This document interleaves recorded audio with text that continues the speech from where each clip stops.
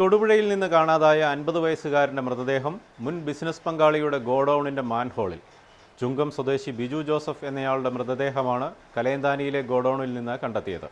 മുൻ ബിസിനസ് പങ്കാളി ജോമോനും 2 ക്വട്ടേഷൻ സംഘാംഗങ്ങളും പിടിയിലായി.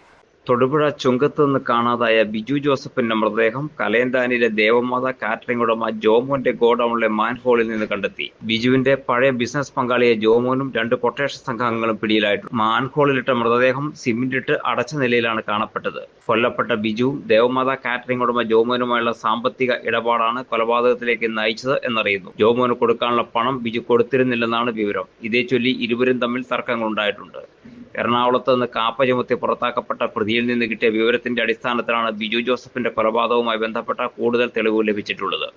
ബിജുവിന്റെ വീടിന് സമീപത്ത് പിടിവലി നടന്നതിന്റെ ലക്ഷണങ്ങളുണ്ട്. പുലർച്ചെ ശബ്ദം കേട്ടിരുന്നതായി സമീപവാസികളും പോലീസിന് വിവരം നൽകിയിട്ടുണ്ട്.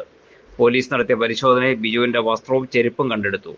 തുടർന്ന് ബിജുവിന്റെ ബന്ധുക്കളുമായി അന്വേഷണം നടത്തി. കലയന്താനി സ്വദേശികളായ ബിജുവിന്റെ പഴയ ബിസിനസ് പങ്കാളി ജോമോനുമായി ബന്ധപ്പെടാൻ പോലീസ് ശ്രമിച്ചു. എന്നാൽ ഇയാളുടെ ഫോൺ സ്വിച്ച് ഓഫ് ആയിരുന്നു. തുടർന്ന് നടത്തിയ അന്വേഷണത്തിലാണ് ഇയാൾ ഉൾപ്പെടെ 3 പേരെ പോലീസ് കസ്റ്റഡിയിലെടുത്തത്.